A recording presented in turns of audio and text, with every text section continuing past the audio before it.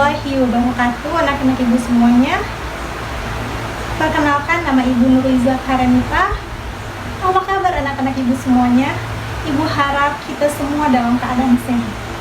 Nah, sebelum ibu memulai pembelajaran pada hari ini, ibu akan menyampaikan kata-kata motivasi untuk kalian semuanya.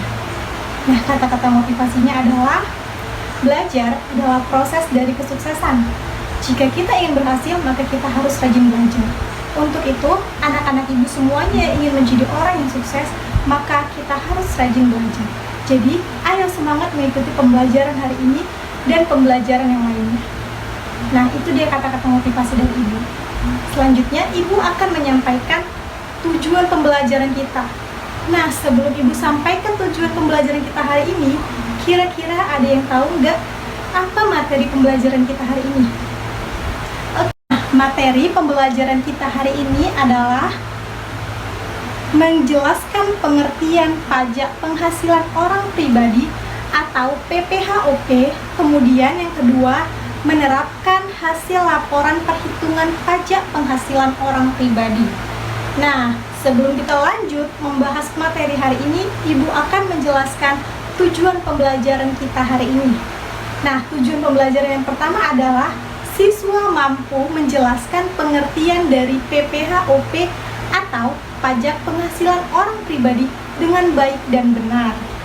Yang kedua, siswa mampu menjelaskan daftar PTKP dan tarif PPHOP dengan benar. Dan yang ketiga, siswa mampu menghitung pajak penghasilan orang pribadi dengan benar dan tepat. Nah, anak-anak ibu, jadi itu adalah tujuan pembelajaran kita hari ini terkait dengan PPHOP. Nah, setelah mengetahui tujuan pembelajaran, kita akan masuk ke dalam penjelasan materi pembelajaran hari ini.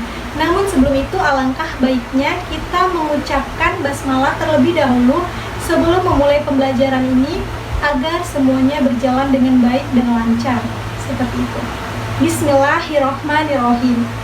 Nah, sekarang anak-anak ibu silahkan dibuka Google Classroom-nya dan ambil modul pembelajaran hari ini. Oke, lalu kita akan sama-sama menyaksikan video pembelajaran yang akan ibu tampilkan. Nah, untuk anak-anak ibu semuanya, selama menyaksikan video pembelajaran yang ibu tampilkan, mohon disimak dan diperhatikan baik-baik agar materinya dapat dengan cepat diserap. Oke? Langsung aja kita akan menyaksikan video pembelajaran hari ini. Selamat menyaksikan anak-anak ibu.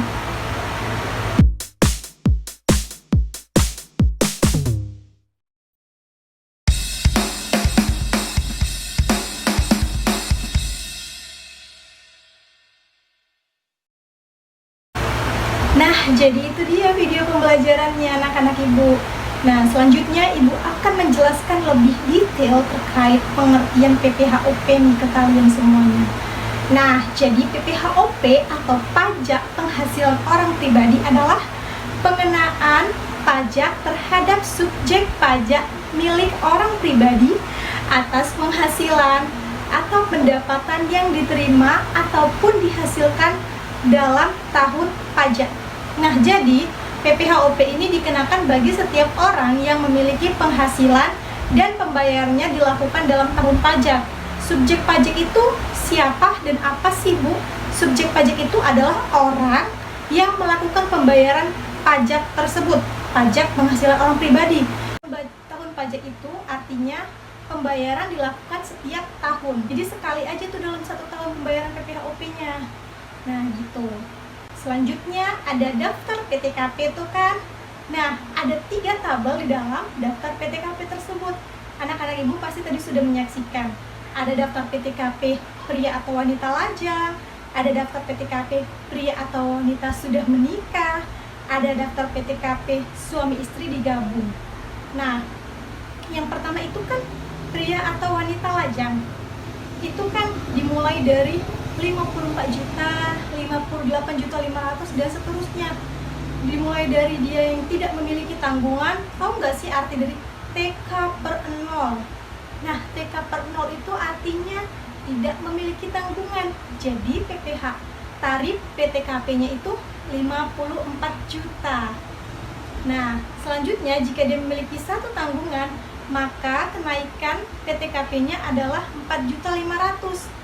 Jadi 54 juta ditambah 4.500.000 adalah 58.500.000. Selanjutnya seterusnya seperti itu, kelipatannya 4.500.000. Nah, yang kedua itu kan ada PTKP pria atau wanita sudah menikah. Dan di dalam kolom tabel itu ada dijelaskan TK per 1/0. Nah, seperti itu kan. Ini untuk yang sudah menikah tapi nggak punya tanggungan. Itu pajaknya 58.500.000. Seterusnya kalau punya tanggungan ditambah lagi 4.500.000, ditambah lagi 4.500.000. Seperti itu kelipatannya. Dan selanjutnya ada daftar PTKP suami istri digabung. Yang pertama itu suami istri digabung tanpa tanggungan.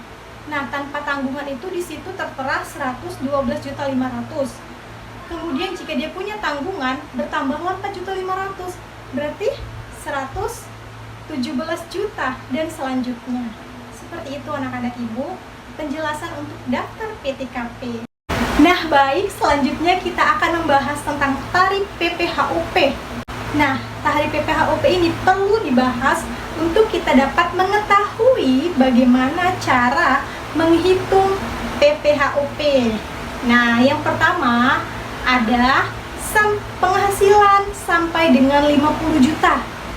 Penghasilan sampai dengan 50 juta, tarif PPh-nya atau tarif pajaknya sebesar 5%.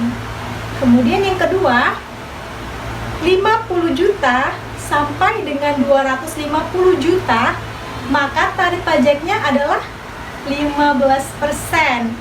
Yang ketiga, penghasilan dimulai dari 250 juta hingga 500 juta, maka tarifnya 25%.